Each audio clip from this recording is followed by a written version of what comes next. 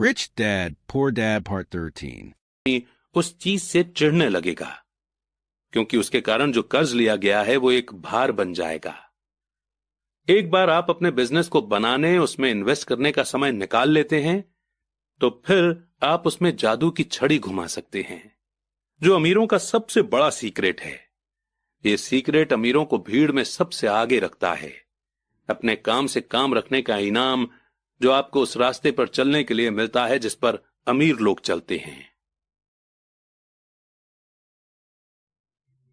बढ़ते हैं आगे चैप्टर 5 की ओर।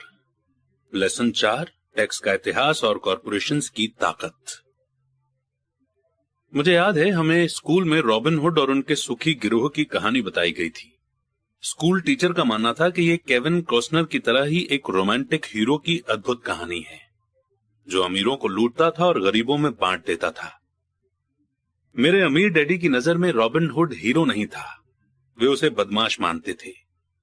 रॉबिन हुड को गुजरे हुए तो लंबा समय गुजर चुका है, पर उसके फॉलोअर्स यानी कि चेले आज भी जिंदा हैं। कितनी बार मैंने लोगों को यह कहते हुए सुना है कि इसके लिए अमीर लोग पैसे क्यों नहीं देते, या अमीरों को और ज्यादा टैक्स देना चाहिए और उसे गरीबों में बांट देना चाहिए। रॉबिन हुड का यह विचार कि अमीरों से लेकर गरीबों में बांट दिया जाए, इसी रॉबिन हुड सोच के कारण मिडिल क्लास पर टैक्स का इतना भारी बोझ लदा हुआ है। सच्चाई तो यह है कि अमीरों पर टैक्स लगता ही नहीं है। गरीबों की भलाई के लिए जो पैसा लगता है वो मिडिल क्लास से आता है, खासकर पढ़े लिखे और ज्यादा इनकम वाले मिडिल क्लास से। टैक्स के बारे में पूरी तरह से समझने के लिए हमें इसके हिस्टोरिकल बैकग्राउंड को समझने की जरूरत है। हमें टैक्स की हिस्ट्री को जानने की जरूरत है। हालांकि मेरे पढ़े लिखे डैडी एजुकेशन के इतिहास पर कमाल का ज्ञान रखते थे, पर मेरे अमीर डैडी टैक्स की हिस्ट्री के एक्सपर्ट थे। अमीर डैडी ने माइक और मुझे यह समझाया कि इंग्लैंड और अमेरिका में पहले कोई टैक्स नहीं लगते थे। कभी कभार जंग का खर्च जुटाने के लिए कुछ समय के लिए टैक्स जरूर लगा करते थे। राजा या प्रेसिडेंट के बस कहने भर की देर थी और हर आदमी उसकी कही हुई बात मानकर अपना सहयोग देता था। ब्रिटेन में 1799 से 1816 से बीच नेपोलियन से जंग के समय टैक्स लगाया गया था, और अमेरिका में 1861 से 1865 के बीच हुए सिविल वॉर के खर्च को जुटाने के लिए टैक्स लगाया गया था। 1874 में इंग्लैंड ने इनकम टैक्स को अपने सिटीजन्स पर परमानेंट रूप से लगा दिया था। 1913 में कॉन्स्टिट्यूशन के 16th अमेंडमेंट के साथ ही अमेरिका में भी इनकम टैक्स परमानेंट रूप से लगा दिया गया। एक समय था जब अमेरिकी लोग टैक्स विरोधी हुआ करते थे। इंग्लैंड और अमेरिका दोनों को ही रेगुलर इनकम टैक्स के विचार को जनता के गले उतारने में लगभग 50 साल का समय लगा।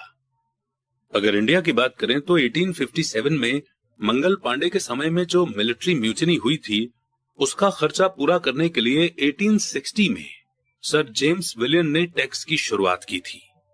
इन हिस्टोरिकल डेट से हमें यह नहीं पता चल पाता है कि दोनों ही मामलों में टैक्स शुरू से सिर्फ अमीरों पर लगाए गए थे। अमीर डैडी चाहते थे कि माइक और मैं इस बात को कभी नहीं भूलें। उन्होंने समझाया कि टैक्स का आइडिया पॉपुलर बना और उसे ज्यादातर लोगों ने सिर्फ इसलिए माना क्योंकि उन्हें यह बताया गया कि टैक्स अमीरों को सजा देने और मिडिल क्लास और गरीबों में मदद देने का जरिया है। इसी कारण पब्लिक ने टैक्स लॉ के सपोर्ट में वोट दिए और ये लॉ बन गया। हालांकि इसका मकसद अमीरों को सजा देना है, पर दरअसल ये उन्हीं लोगों को सजा देता है जिन्होंने इसे सपोर्ट किया था, यानी गरीब और मिडिल क्लास। एक बार गवर्नमेंट ने पैसे का स्वाद चख लिया तो उसकी भूख बढ़ती गई। अमीर डैडी ने कहा, तुम्हारे डैडी और मैं पूरी तरह से विरोध में हैं। वो एक गवर्नमेंट ब्यूरोक्रेट हैं और मैं एक पूंजीपति यानी कि कैपिटलिस्ट हूं। हमें अपोजिट व्यवहार के कारण पैसे मिलते हैं और हमारी सक्सेस अलग अलग स्टैंडर्ड पर तौली जाती है। उन्हें पैसा खर्च करने और लोगों को काम देने के लिए पैसे दिए जाते हैं। वे जितना ज्यादा खर्च करते हैं और जितना ज्यादा लोगों को काम पर रखते हैं, उनका ऑर्गेनाइजेशन उतना ही बड़ा होता जाता है। गवर्नमेंट में जितना बड़ा उनका ऑर्गेनाइजेशन होता है, उतना ही ज्यादा उन्हें सम्मान दिया जाता है। दूसरी तरफ मेरे ऑर्गेनाइजेशन में मैं जितने कम लोगों को रखूं और जितना कम पैसा खर्च करूं, मेरे इन्वेस्टर मेरा उतना ही ज्यादा सम्मान करते हैं। इसलिए मैं गवर्नमेंट आदमियों को पसंद नहीं करता हूं। उनके गोल्स बिजनेस के ज्यादातर लोगों से हटकर होते हैं। जैसे जैसे गवर्नमेंट के एम्प्लॉय बढ़ते हैं, उन्हें सैलरी देने के लिए उतने ही ज्यादा टैक्स की जरूरत होती है। मेरे पढ़े लिखे डैडी इस बात में भरोसा करते थे कि गवर्नमेंट को लोगों की मदद करनी चाहिए। वे जॉन एफ कैनेडी से प्रेम करते थे और खासकर पीस कॉर्प्स के विचार से। वे इस विचार को इतना ज्यादा चाहते थे कि वे और मेरी मां दोनों ही पीस कॉर्प्स के लिए काम करते थे और मलेशिया, थाईलैंड और फिलीपींस जाने वाले वॉलंटियर्स को ट्रेन करते थे। वे हमेशा एक्स्ट्रा ग्रांट्स और बजट में बढ़ोतरी की कोशिश करते थे ताकि वे ज्यादा लोगों को भर्ती कर सकें। ऐसा वे एजुकेशन डिपार्टमेंट में अपनी जॉब में भी करते थे और पीस कॉर्प्स में भी। ये उनका काम था। जब मैं 10 साल का था, तब से मैं अमीर डैडी से ये सुनता आया हूं कि गवर्नमेंट एम्प्लॉइज आलसी चोरों का गिरोह है, और मेरे गरीब डैडी से ये सुनता हूं कि अमीर लोग लालची और बदमाश होते हैं जिनसे गवर्नमेंट को ज्यादा टैक्स लेना चाहिए। दोनों ही विचारों के पक्ष में तर्क दिए जा सकते हैं। मेरे लिए ये बहुत मुश्किल था, क्योंकि एक तरफ तो मैं शहर के सबसे बड़े बिजनेसमैन में से एक के लिए काम करता था, और दूसरी तरफ जब मैं घर आता था तो वहां मेरे डैडी होते थे जो एक नामी गवर्नमेंट लीडर थे। यह तय करना आसान नहीं था कि कौन सही बोल रहा है और किसकी बात पर मुझे भरोसा करना चाहिए। पर जब आप टैक्स की हिस्ट्री को स्टडी करते हैं तो एक दिलचस्प पहलू सामने आता है। जैसा मैंने कहा कि टैक्स का लागू होना सिर्फ इसलिए संभव हो सका क्योंकि जनता रॉबिनहुड के इकोनॉमिक प्रिंसिपल में भरोसा करती थी, जिसमें अमीरों से लेकर बाकी सब में बांट दिया जाता है। प्रॉब्लम यह थी कि गवर्नमेंट की पैसे की भूख इतनी बढ़ गई कि जल्द ही मिडिल क्लास पर भी टैक्स लगाने की नौबत आ गई, और वहां से धीरे धीरे टैक्स का बोझ नीचे की तरफ आता गया। दूसरी तरफ अमीरों ने इसे एक मौके की तरह देखा। वे उन्हीं रूल्स से नहीं खेलते हैं जिनसे पब्लिक खेलती है। जैसा मैंने बताया है, अमीर पहले ही कॉर्पोरेशंस के बारे में जानते थे जो पानी के जहाजों के दिनों में पॉपुलर हुए थे। अमीरों ने हर समुद्री यात्रा के एसेट के रिस्क को लिमिटेड करने के लिए कॉर्पोरेशन का इस्तेमाल किया। अमीर लोग हर समुद्री यात्रा के लिए पैसे जुटाने के लिए कॉर्पोरेशन में अपना पैसा डालते थे। फिर ये कॉर्पोरेशन न्यू वर्ल्ड में खजाने की खोज के लिए सेलर्स को भर्ती करता था।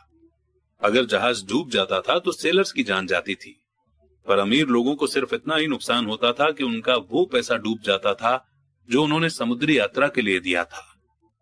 इस कॉन्सेप्ट को हम थोड़ा और अच्छे से एक्सप्लेन कर देते हैं। देखिए, आपने इंडिया में पब्लिक लिमिटेड कंपनी का नाम सुना होगा। इसमें लिमिटेड शब्द का मतलब हम एक एग्जाम्पल से समझते हैं। मान लीजिए अगर आप एक लिमिटेड कंपनी नहीं खोलते हैं और नॉर्मली बिजनेस करते हैं, और इस केस में अगर आपसे कोई एक्सीडेंट हो जाता है, जैसे कि अनजाने में आपके एम्प्लॉयज की काम करते हुए जान चली जाती है, तो इस केस में आपकी पर्सनल प्रॉपर्टी जैसे कि आपका घर भी उन्हें कॉम्पनसेशन देने के लिए जा सकता है। लेकिन वहीं पर अगर आप एक लिमिटेड लायबिलिटी कंपनी खोलते हैं तो मैक्सिमम लॉस जो आपका हो सकता है वो आपके बिजनेस में इन्वेस्टमेंट है। यानी अगर आपने अपने बिजनेस में से 10 लाख रुपीस इन्वेस्ट किए हैं तो आपसे 10 लाख रुपीस ही मैक्सिमम लिए जा सकते हैं। यानी आपकी लायबिलिटी लिमिटेड है। अमीर लोग किस तरह का खेल खेलते हैं? कॉर्पोरेशन के कानूनी ढांचे यानी लीगल फ्रेमवर्क की नॉलेज की वजह से अमीरों को गरीब और मिडिल क्लास की तुलना में बहुत ज्यादा फायदा मिलता है। मुझे 2 डैडियों ने सिखाया है, जिनमें से एक सोशलिस्ट थे और दूसरे कैपिटलिस्ट। मुझे जल्दी ही यह महसूस हुआ कि कैपिटलिस्ट को पैसे की ज्यादा समझ होती है। मुझे ऐसा लगा कि पैसे की नासमझी के कारण सोशलिस्ट आकर खुद को ही सजा देते हैं। अमीरों से वसूलों का नारा लगाने वाली भीड़ चाहे जितना जोर लगा ले, अमीर लोग उनसे जीतने का रास्ता हमेशा ढूंढ निकालते हैं। इसी कारण टैक्स आखिरकार मिडिल क्लास पर जाने लगे। अमीरों ने इंटेलेक्चुअल्स को अपनी बुद्धि से हरा दिया, सिर्फ इस कारण क्योंकि वे पैसे की ताकत को जानते थे और यह सब्जेक्ट स्कूलों में नहीं पढ़ाया जाता। अमीर लोगों ने इंटेलेक्चुअल्स को किस तरह हराया? एक बार अमीरों से वसूलों का कानून पास हुआ तो गवर्नमेंट की तिजोरी में पैसा आने लगा। पहले तो वो लोग इस बात से खुश हुए कि पैसा गवर्नमेंट एम्प्लॉयज और अमीरों को दिया जाने लगा। गवर्नमेंट एम्प्लॉयज के पास ये पैसा जॉब और पेंशन के रूप में आ गया।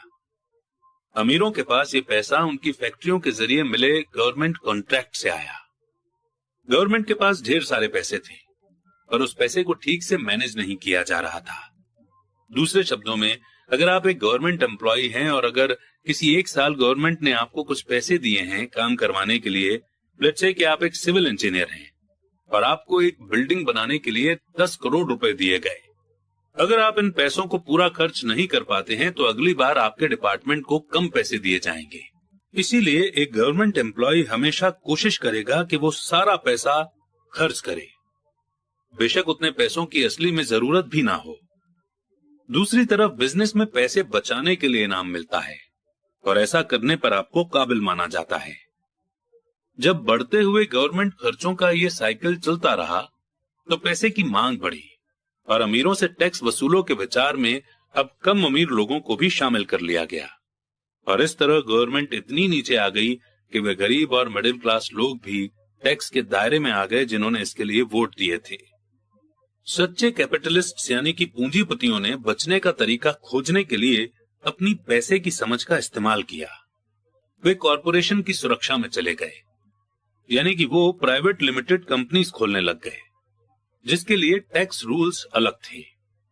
कॉरपोरेशन अमीर लोगों को सुरक्षा देता है, पर कई लोग जिन्होंने कभी कॉरपोरेशन नहीं बनाया ये नहीं जानते कि कॉरपोरेशन जैसी भी कोई चीज होती है। मैक्सिमम लोग कंपनीज यानी कॉरपोरेशन को बड़ी बिल्डिंग समझते हैं, लेकिन ये सिर्फ फाइल का एक फोल्डर होता है जिसमें कुछ लीगल डॉक्यूमेंट होते हैं और जो स्टेट गवर्नमेंट की एजेंसी में रजिस्टर होकर किसी वकील के ऑफिस में रखा होता है। ये कोई बड़ी बिल्डिंग नहीं होती जिसके बाहर कॉरपोरेशन का नाम लिखा होता है। ये कोई फैक्ट्री या लोगों का ग्रुप भी नहीं होता। कॉरपोरेशन सिर्फ एक लीगल डॉक्यूमेंट है जो एक ऐसी लीगल बॉडी बना देता है जिसकी कोई आत्मा नहीं होती। अमीरों के एसेट एक बार फिर से सेफ हो गए। एक बार फिर कॉरपोरेशन का इस्तेमाल करना पॉपुलर हो गया। ये परमानेंट इनकम टैक्स लॉ के पास होने के बाद हुआ, क्योंकि कॉरपोरेशन के लिए इनकम टैक्स का रेट पर्सनल इनकम टैक्स के रेट से कम था। इसके अलावा जैसा पहले बताया जा चुका है, कॉरपोरेशन द्वारा कुछ खर्च टैक्स चुकाने से पहले किए जा सकते हैं। अमीरों और गरीबों के बीच की ये लड़ाई सदियों से चली आ रही है। अमीरों से वसूलों का नारा लगाने वाली भीड़ अमीरों के हमेशा खिलाफ रही है। ये लड़ाई तब छिड़ती है जब लॉ बनते हैं और ये लड़ाई अनंत काल तक चलती रहेगी। प्रॉब्लम यह है कि जो लोग हारते हैं उनमें समझ की कमी है। हारने वाले वो लोग हैं जो हर सुबह उठकर तैयार होते हैं और अपने जॉब में कड़ी मेहनत करते हैं और उस पर टैक्स देते हैं। अगर वे ये समझ पाते कि अमीर लोग किस तरह से पैसे का खेल खेलते हैं तो वे भी इस खेल को उसी तरह से खेल सकते हैं। फिर वे भी पैसे से आजाद हो सकते हैं और अमीर बन सकते हैं। इसलिए मैं हर बार शॉक्ड हो जाता हूं जब भी मैं किसी को अपने बच्चे को यह सलाह देते सुनता हूं कि स्कूल जाओ ताकि सिक्योर जॉब मिल सके। जिस एम्प्लॉय में पैसे की समझ नहीं है वो बच नहीं सकता, चाहे उसकी जॉब कितनी भी सिक्योर क्यों ना हो। एवरेज अमेरिकी आदमी आज गवर्नमेंट को 50% का टैक्स देता है, यानी एक साल में अगर वो 12 महीने काम कर रहा है तो उसमें से उसने 5 से 6 महीनों तक सिर्फ गवर्नमेंट के लिए काम किया ताकि वो टैक्स चुकाने के लिए पैसे जमा कर सके। मेरे विचार में इस समय बहुत ज्यादा है। आप जितनी ज्यादा मेहनत करते हैं आपको गवर्नमेंट को उतना ही ज्यादा टैक्स देना पड़ता है। इसलिए मेरा मानना है कि अमीरों से वसूलों का नारा उन्हीं लोगों पर भारी पड़ गया जिन्होंने इसके लिए वोट दिया था। हर बार लोग अमीरों को सजा देने की कोशिश करते हैं। अमीर लोग चुपचाप उसका पालन नहीं करते हैं, बल्कि वे पलट कर वार करते हैं। उनके पास पैसा, ताकत और इरादा होता है जिनके दम पर वो चीजों को बदल सकते हैं। वे चुपचाप बैठकर अपनी मर्जी से ज्यादा टैक्स नहीं चुकाते। वे ऐसे तरीके खोजते हैं जिनसे उन पर टैक्स का कम से कम बोझ पड़े।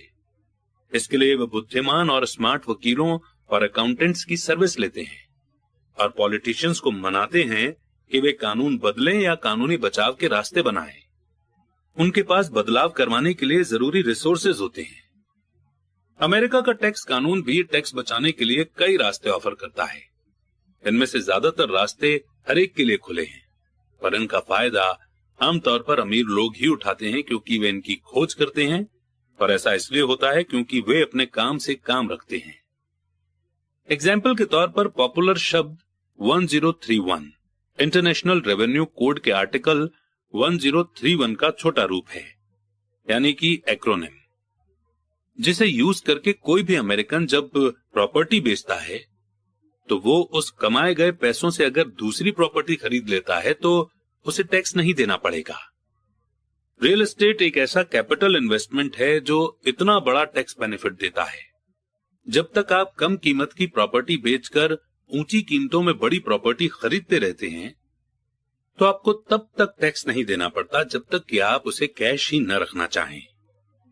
जो लोग कानून द्वारा दी गई इन छूटों यानी एग्जेम्पशंस का फायदा नहीं उठाते, वे अपने एसेट वाले कॉलम को बनाने का एक बहुत बड़ा मौका खो देते हैं। गरीबों और मिडिल क्लास के पास उतने रिसोर्सेज नहीं होते, वे चुपचाप बैठे रहते हैं और गवर्नमेंट की सुइयों को अपने हाथों पर लगने देते हैं और ब्लड डोनेशन की इजाजत दे देते हैं। आज मैं ज्यादा टैक्स चुकाने वाले या कम छूट लेने वाले लोगों की संख्या से लगातार शॉक्ड होता रहता हूं, और वे ऐसा इसलिए करते हैं क्योंकि वे गवर्नमेंट से डरते हैं। और मैं जानता हूं कि गवर्नमेंट टैक्स एजेंट कितना डरावना होता है। मेरे कुछ दोस्त हैं जिनके बिजनेस बंद हो गए हैं और इसके लिए गवर्नमेंट दोषी थी, मुझे ये सब पता है। पर जनवरी से लेकर मई के पहले 15 दिनों तक गवर्नमेंट के लिए काम करना एक बहुत बड़ी कीमत है जो हम टैक्स के डर के कारण चुकाते हैं। मेरे गरीब डैडी ने कभी पलटवार नहीं किया, मेरे अमीर डैडी ने भी ऐसा नहीं किया। उन्होंने सिर्फ गेम को बुद्धिमानी से खेला और उन्होंने ऐसा कॉरपोरेशंस के जरिए किया जो अमीरों का सबसे बड़ा सीक्रेट है। अमीर डैडी से मेरा पहला सीखा गया लेसन आपको याद होगा। मैं 9 साल का बच्चा था और मुझे उनसे बात करने के लिए बहुत समय तक इंतजार करना पड़ा था। मैं अक्सर उनके ऑफिस में बैठकर उनका इंतजार करता था। वे जानबूझकर मुझे नजरअंदाज करते रहते थे। वे चाहते थे कि मैं उनकी ताकत को पहचानूं और एक दिन खुद भी इतना ही ताकतवर बनना चाहूं। जितने भी समय तक मैं उनके गाइडेंस में पढ़ा और सीखा, उन्होंने मुझे हमेशा याद दिलाया कि नॉलेज ही ताकत है और पैसे के साथ जो बड़ी ताकत आती है उसे बनाए रखने के लिए, उसे कई गुना करने के लिए सही नॉलेज की जरूरत होती है। उस नॉलेज के बिना दुनिया आपको इधर उधर धक्के मारती रहती है। अमीर डैडी, माइक और मुझे हमेशा ये याद दिलाया करते थे कि सबसे ज्यादा डरावना इंसान बॉस या सुपरवाइजर नहीं होता, बल्कि टैक्समैन होता है। अगर आप उसे मौका देते हैं तो टैक्समैन हमेशा आपसे से ज्यादा टैक्स वसूल कर लेगा। मैं पैसे के लिए काम न करूं, मेरा ये पहला लेसन दरअसल ताकत के बारे में है। अगर आप पैसे के लिए काम करते हैं तो आप ताकत को अपने बॉस के हाथ में दे देते हैं। अगर आपका पैसा आपके लिए काम करता है तो आप ताकत को अपने पास रखते हैं और उसे काबू में रखते हैं। एक बार हमें हमारे लिए काम करने वाले पैसे की ताकत का ज्ञान हो जाए, फिर हमें पैसे के लिहाज से स्मार्ट हो जाना चाहिए और हमें डराने वाले लोगों से डील करने के रास्ते ढूंढ लेने चाहिए। इसके लिए आपके पास कानून की समझ होनी चाहिए और इस बात की भी कि सिस्टम कैसे काम करता है। अगर आपके पास नॉलेज नहीं है तो आपको आसानी से डराया जा सकता है। अगर आप जानते हैं कि आप क्या बात कर रहे हैं तो आपके पास बचने का मौका होता है। इसीलिए अमीर डैडी स्मार्ट टैक्स अकाउंटेंट्स और वकीलों को इतनी ज्यादा सैलरी देते थे। वकीलों को सैलरी देना गवर्नमेंट को टैक्स देने से सस्ता था। मेरे लिए उनका बेस्ट लेसन था स्मार्ट बनो, ताकि तुम्हें इधर उधर धक्के न दिए जा सकें, और मैंने जिंदगी भर इसे अपनाया है। वे कानून जानते थे क्योंकि वे कानून का सम्मान करते थे। वे कानून जानते थे क्योंकि कानून के बारे में न जानना बहुत महंगा साबित हो सकता है। अगर आप जानते हैं कि आप सही हैं तो आप किसी से भी उलझने से डरेंगे नहीं, चाहे आपका मुकाबला रॉबिनहुड और उसके गिरोह से ही क्यों न हो। मेरे पढ़े लिखे डैडी मुझे हमेशा एनकरेज करते थे कि मैं किसी अच्छे कॉर्पोरेशन में बढ़िया सी जॉब खोजूं। वे मुझे हमेशा उन अच्छाइयों के बारे में बताते थे जो कॉर्पोरेट सीढ़ी पर चढ़ने से हासिल की जा सकती है। वे ये नहीं समझ पाते थे कि कॉर्पोरेट एम्प्लॉयर से मिलने वाली सैलरी के चेक पर पूरी तरह डिपेंडेंट रहने से मैं उस कॉर्पोरेशन के लिए एक दूध देने वाली गाय बन जाता। जब मैंने अपने अमीर डैडी को अपने डैडी की सलाह बताई तो वे सिर्फ हंसे। उन्होंने सिर्फ यही कहा कि कॉर्पोरेट की सीढ़ी क्यों चढ़ना, पूरी सीढ़ी का ही मालिक क्यों न बना जाए। बचपन में मुझे समझ नहीं आया था कि अपने कॉर्पोरेशन के मालिक होने से अमीर डैडी का क्या मतलब था। ये एक ऐसा विचार था जो नामुमकिन और डरावना लग रहा था।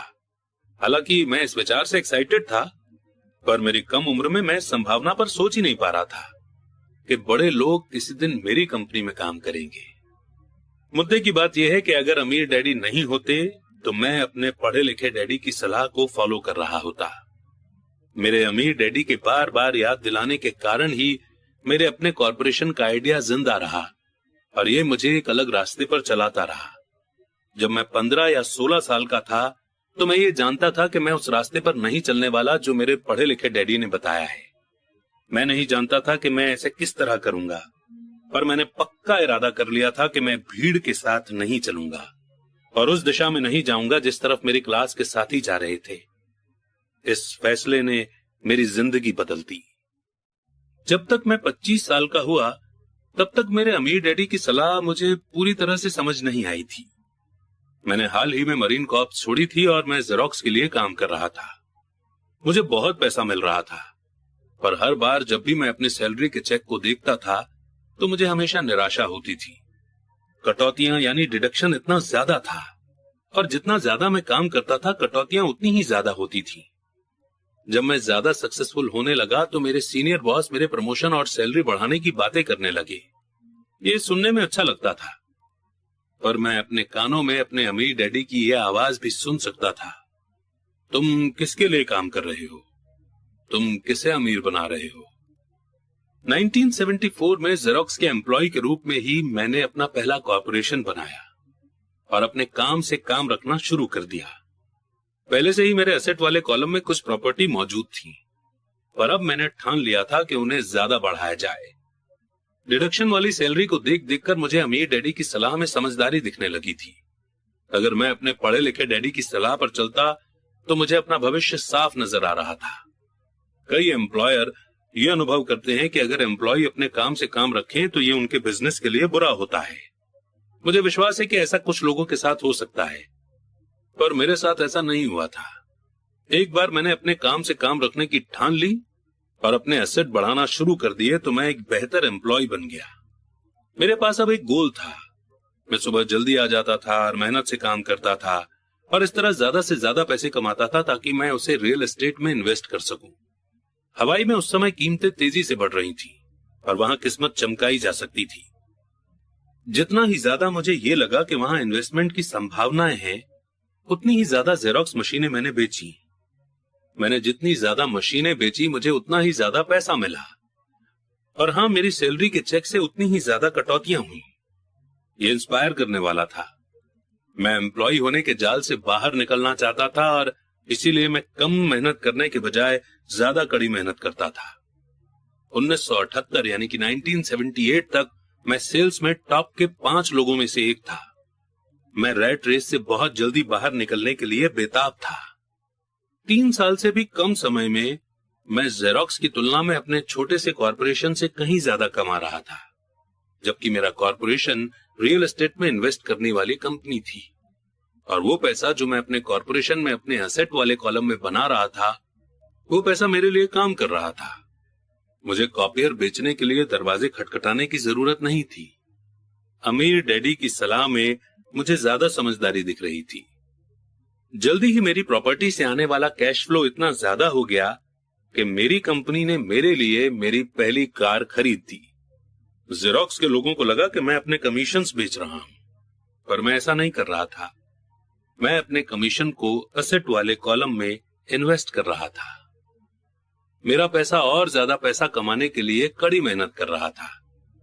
मेरे एसेट वाले कॉलम का हर 10 रुपए का नोट एक बढ़िया एम्प्लॉय था, जिसकी कड़ी मेहनत के कारण और ज्यादा एम्प्लॉय तैयार होते थे और वो सब मिलकर अपने बॉस को एक नई कार तोहफे के रूप में दे देते थे, और वो भी टैक्स चुकाने के पहले। मैंने जेरोक्स के लिए ज्यादा कड़ी मेहनत करना शुरू कर दिया। मेरा प्लान सही तरह से चल रहा था और मेरी कार इसका जीता जागता सबूत थी।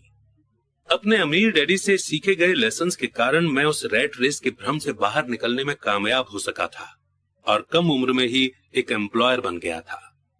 ये पैसे की समझ से ही संभव हुआ था। इस फाइनेंशियल नॉलेज के बिना जिसे मैं फाइनेंशियल आईक्यू कहूंगा। फाइनेंशियल इंडिपेंडेंस के रास्ते में बहुत ज्यादा मुश्किलें आई होती। अब मैं फाइनेंशियल सेमिनारों में दूसरों को इस आशा के साथ सिखाता हूं ताकि मैं उनके साथ अपना ज्ञान बांट सकूं। जब भी मैं लेक्चर देता हूं तो मैं लोगों को यह याद दिलाता हूं कि फाइनेंशियल आईक्यू एक्सपर्टीज के 4 बड़े फील्ड से आने वाले नॉलेज से बनता है। नंबर 1 है अकाउंटिंग, जिसे मैं फाइनेंशियल लिटरेसी कहता हूं। अगर आप अपना एम्पायर बनाना चाहते हैं तो ये बहुत इंपॉर्टेंट स्किल है। आप जितने ज्यादा पैसों के लिए जिम्मेदार होंगे उतने ही ज्यादा बारीकी की जरूरत होगी, नहीं तो आपका एम्पायर ताश के पत्तों के महल की तरह ढह जाएगा। ये लेफ्ट ब्रेन का पहलू है जिसमें डिस्क्रिप्शन या बारीकी की जरूरत है। फाइनेंशियल लिटरेसी वो काबिलियत है जिसके सहारे फाइनेंशियल स्टेटमेंट्स को पढ़ा और समझा जा सकता है। इस एबिलिटी से आप किसी भी बिजनेस की कमजोरियों और मजबूतियों को पहचान सकते हैं। नंबर 2 है इन्वेस्ट करना, जिसे मैं पैसे बनाने का साइंस कहता हूं। इसमें टेक्निक, स्ट्रेटेजी और फॉर्मूला की जरूरत होती है। ये ब्रेन का राइट पहलू है, यानी कि क्रिएटिव पहलू। नंबर 3 है मार्केट की समझ, डिमांड और सप्लाई का साइंस, यानी कि मार्केट के टेक्निकल पहलुओं को जानने की जरूरत है जो कि इमोशंस द्वारा चलाए जाते हैं। मार्केट का दूसरा एलिमेंट इन्वेस्टमेंट की फंडामेंटल या फाइनेंशियल समझ है। क्या किसी इन्वेस्टमेंट पे समझदारी है या मार्केट की करंट सिचुएशन के हिसाब से ऐसा करना नासमझी है? कई लोग ये सोचते हैं कि मार्केट को समझना या इन्वेस्टमेंट के कॉन्सेप्ट बच्चों को समझ नहीं आएंगे क्योंकि ये कॉम्प्लेक्स होते हैं।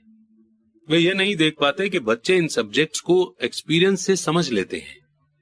जो लोग एल्मो डॉल के बारे में नहीं जानते होंगे उनके लिए ये एक सीसम स्ट्रीट कैरेक्टर थी, जिसे क्रिसमस के पहले बच्चों में खूब प्रमोट किया गया था।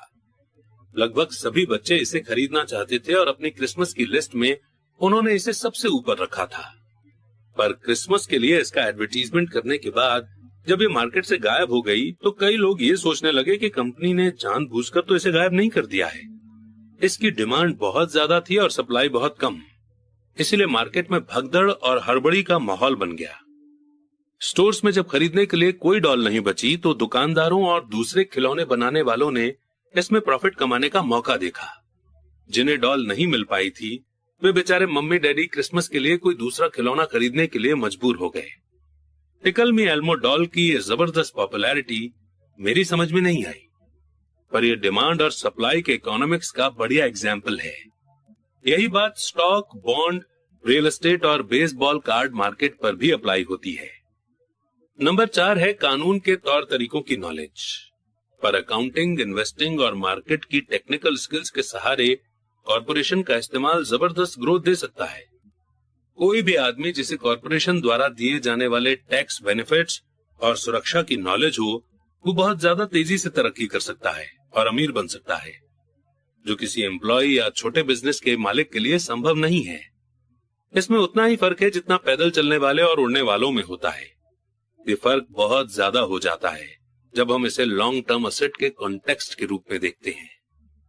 Number 1, tax benefit. एक कॉर्पोरेशन कई ऐसी चीजें कर सकता है जो एक आदमी नहीं कर सकता, जैसे कि ये टैक्स देने के पहले खर्च कर सकता है। ये एक्सपर्टीज का एक ऐसा फील्ड है जो बहुत एक्साइटिंग है, पर इसमें अंदर तक घुसना तब तक जरूरी नहीं है जब तक कि आपका बिजनेस या एसेट बहुत बड़ा ना हो। एम्प्लॉय कमाते हैं और टैक्स चुकाते हैं और फिर जो बचता है उससे अपना खर्च चलाते हैं। एक कॉर्पोरेशन कमाता है, जितना खर्च कर सकता है करता है और फिर बची हुई रकम पर टैक्स चुकाता है। ये अमीरों द्वारा इस्तेमाल किया जाने वाला सबसे बड़ा कानूनी बचाव का रास्ता है। इन्हें बनाना आसान है और बहुत ज्यादा महंगा नहीं है, बशर्ते कि आपके पास अपने खुद के इन्वेस्टमेंट हो जो अच्छा कैश फ्लो दे रहे हो। एग्जाम्पल के तौर पर अपने कॉर्पोरेशन का फायदा ये है कि अगर आपको घूमने जाने का मन है और आपको स्विट्जरलैंड घूमने जाना है तो स्विट्जरलैंड में लोग बोर्ड मीटिंग रख लेते हैं ताकि खर्चा कंपनी दे। कार का पेमेंट, इंश्योरेंस, रिपेयर वगैरह कंपनी खर्च में डाल दिए जाते हैं। हेल्थ क्लब की मेंबरशिप भी कंपनी खर्च है। ज्यादातर रेस्टोरेंट्स के डिनर भी पार्शियल एक्सपेंसेस हैं और ऐसे भी बहुत से खर्च हैं जो टैक्स चुकाने के पहले किए जाते हैं। 2, कानूनी मुकदमों से सुरक्षा। हम एक लीगल सोसाइटी में रह रहे हैं। हर आदमी आपसे फायदा चाहता है। अमीर लोग अपने क्रेडिटर्स से अपने ज्यादातर असेट को छुपाने के लिए कॉर्पोरेशंस और ट्रस्ट का सहारा लेते हैं। जब भी कोई किसी अमीर आदमी पर दावा ठोकता है तो उसे ये पता चलता है कि वो कानूनी कवच से घिरा हुआ है, और दरअसल उस अमीर आदमी के पास कोई एसेट है ही नहीं। वे हर चीज पर कंट्रोल रखते हैं, पर वे किसी चीज के मालिक नहीं होते। गरीब और मिडिल क्लास लोग हर चीज के मालिक होने की कोशिश करते हैं, और इसलिए जब उन पर दावा ठोका जाता है तो वे गवर्नमेंट या अपने साथी सिटीजन्स के हाथों अपनी प्रॉपर्टी खो बैठते हैं। उन्होंने रॉबिन हुड की कहानी से यह सीखा है कि अमीरों से वसूलो और गरीबों में बांट दो। इस बुक का मकसद ये नहीं है कि कॉर्पोरेशन बनाने का तरीका बताया जाए, पर मैं कहूंगा कि अगर आपके पास किसी तरह की लीगल प्रॉपर्टी हो तो आप जितनी जल्दी हो सके कॉर्पोरेशन द्वारा दिए जाने वाले फायदों और सुरक्षा के बारे में जान लें। इस टॉपिक पर कई किताबें लिखी गई हैं जो इन फायदों के बारे में डिटेल में बताती हैं और कॉर्पोरेशन बनाने के लिए जरूरी स्टेप्स को भी समझाती हैं। एक बुक खास तौर पर बहुत अच्छी है जिसका नाम है थिंक एंड ग्रो रिच। ये बुक कॉर्पोरेशंस की ताकत को बखूबी बताती है। फाइनेंशियल आईक्यू दरअसल कई स्किल्स और क्वालिटीज को मिलाकर बनता है। मैं तो यही कहूंगा कि ये ऊपर बताई गई 4 टेक्निकल स्किल्स का कॉम्बिनेशन है जो बेसिक फाइनेंशियल नॉलेज का आधार है। अगर आप बहुत ज्यादा पैसा कमाना चाहते हैं तो इन स्किल्स के कॉम्बिनेशन से आपका फाइनेंशियल नॉलेज बहुत ज्यादा बढ़ जाएगा। इन शॉर्ट, कॉर्पोरेशन के मालिक अमीर लोग पहले कमाते हैं, फिर खर्च करते हैं, फिर टैक्स चुकाते हैं।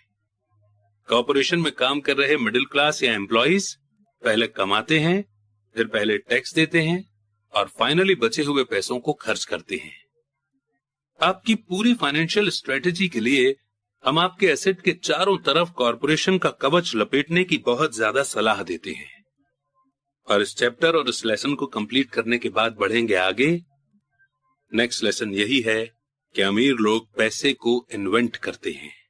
तो अब शुरू करते हैं चैप्टर नंबर 6, जिसमें हमें सीखने को मिलेगा लेसन नंबर 5। अमीर लोग पैसे को इन्वेंट करते हैं। पिछली रात मैंने लिखना बंद किया और अलेक्जेंडर ग्राहम बेल के जीवन पर आधारित एक टीवी प्रोग्राम देखा। बेल ने टेलीफोन का पेटेंट करवाया था और उनकी नई खोज की बहुत डिमांड थी। क्योंकि उन्हें एक बड़ी कंपनी की जरूरत थी, इसलिए वे उस समय की नामी कंपनी वेस्टर्न यूनियन के पास गए और उनसे कहा कि वे उनके पेटेंट और उनकी छोटी सी कंपनी को खरीद लें। वे पूरे पैकेज के $1,00,000 चाहते थे। वेस्टर्न यूनियन के प्रेसिडेंट ने यह सुनते ही त्योरियां चढ़ा ली और प्रपोजल को यह कहकर ठुकरा दिया कि मांगी जाने वाली कीमत बहुत ज्यादा है। बाकी इतिहास है। $1 ट्रिलियन की इंडस्ट्री का जन्म हुआ और AT&T का जन्म हुआ। अलेक्जेंडर ग्राहम बेल की कहानी खत्म होने के बाद शाम की न्यूज आ रही थी। न्यूज में एक लोकल कंपनी के स्टाफ में कटौती के बारे में खबर थी। एम्प्लॉय नाराज थे और शिकायत कर रहे थे कि कंपनी के मालिक ज्यादती कर रहे हैं। फैक्ट्री के सामने एक 45 साल का जॉब से निकाला गया मैनेजर अपनी पत्नी और 2 बच्चों के साथ खड़ा था और सिक्योरिटी गार्ड से अंदर जाने की इजाजत मांग रहा था ताकि वो मालिकों से ये विनती कर सके कि उसे जॉब से न निकाला जाए। उसने हाल ही में एक मकान खरीदा था और उसे डर था कि उसे मकान बेचना पड़ेगा। सारे कैमरामैन उसे ही फोकस कर रहे थे और पूरी दुनिया इसे देख रही थी। ये कहने की जरूरत नहीं है कि इसने मेरा ध्यान खींच लिया। मैं 1984 से यानी कि 1984 से प्रोफेशनल टीचर की तरह भी काम कर रहा हूँ।